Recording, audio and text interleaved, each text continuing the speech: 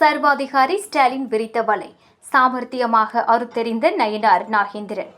கடந்த 4 வருடங்களில் தமிழ்நாட்டு மக்களுக்கு எதையும் உருப்படியாக செய்யாத முதலமைச்சர் மு.க.ஸ்டாலின் தேர்தல் நெருங்கிவிட்ட சூழலில் மீண்டும் பிரிவினையை தூண்டிவிட தொடங்கிவிட்டார். தமிழ்நாட்டை மத்திய அமைச்சர் அவமதித்து விட்டார் என்ற குற்றச்சாட்டையும் அவர் முன்வைத்துள்ளார். திமுக-காரர்களை திருடன் என்று சொன்னால் அது ஒட்டுமொத்த தமிழ்நாட்டையும் சொன்னதாக ஆகிவிடுமா என்பதுதான் கேள்வி. மக்களவையில் கனிமொழியும் மற்ற திமுக அமைச்சர்களும் வாய்க்கு வந்த பொய்களை கூறிய போது திமுகவினர் நாகரிகமற்றவர்கள் என அமைச்சர் தர்மேந்திர பிரதான் கூறினார்.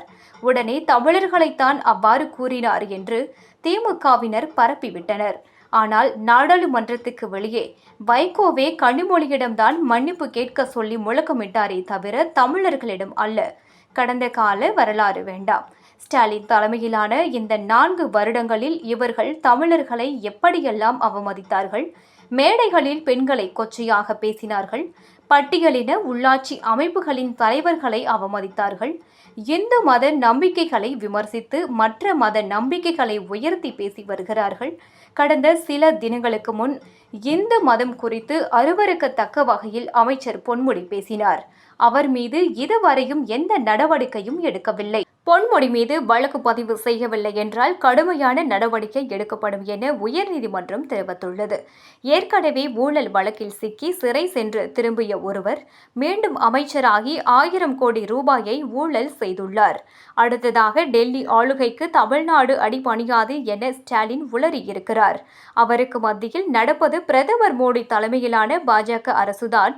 அனைத்து மாநிலங்களும் மத்திய அரசுடன் இணைந்துதான் இயங்கி வருகிறது என்பதை நினைவூட்டுவது அவசியம். திமுக டெல்லிக்கு அடிபணிவது அல்லது பணியாதது இருக்கட்டும். முதலில் தமிழ்நாட்டில் யாராவது, ஏன் திமுகவை சேர்ந்தவர்களாவது ஸ்டாலினுக்கு அடிபணிகிறார்களா? அவரது வார்த்தைகளை காது கொடுத்து கேட்கிறார்களா? நேற்று நடைபெற்ற கூட்டத்தில் கூட முன் வரிசையில் இருந்த கட்சிக்காரர்கள் மட்டுமே ஸ்டாலின் பேச்சுக்கு கைத்தட்டினார்களே தவிர பின்னால் அமர்ந்திருந்த மக்கள் அவரது பேச்சை கண்டு கொள்ளவே இல்லை. வார்த்தைக்கு வார்த்தை அவர் மட்டுமே தன்னை சர்வாதிகாரி என கூறிக்கொள்கிறார். ஆனால் நடப்பது என்ன? சட்டம் ஒழுங்கை கட்டுப்படுத்த வேண்டிய காவல்துறை திமுகவின் ஏவலாளியாக மாறியிருக்கிறது. திமுகவினர் சீருடையில் இருக்கும் காவலர்களையே அடிக்கின்றனர். குற்றவாளிகள் காவலர்களுடன் கூட்டு வைத்துக் கொண்டு குற்ற செயல்களில் ஈடுபடுகிறார்கள். மாநிலம் முழுவதும் சட்டம் ஒழுங்கு மோசமடைந்து இருக்கிறது. பாலியல் பலாத்கார சம்பவங்கள் சர்வ சாதாரணமாகி உள்ளன. இந்த சம்பவங்களுக்கு ஏதாவது நடவடிக்கை எடுப்பது அப்புறம் இருக்கட்டும். டெல்லிக்கு மிரட்டல் விடுக்கும் இந்த துருப்பிடித்த இரும்பு கரத்துக்கு இந்த செய்திகள் எல்லாம் தெரியுமா என்பதுதான் கேள்வி. நாம் இப்படி பேசினால் அதற்கு பதில் தெரிவித்து பாஜகவினர் ஏதாவது சொல்வார்கள்.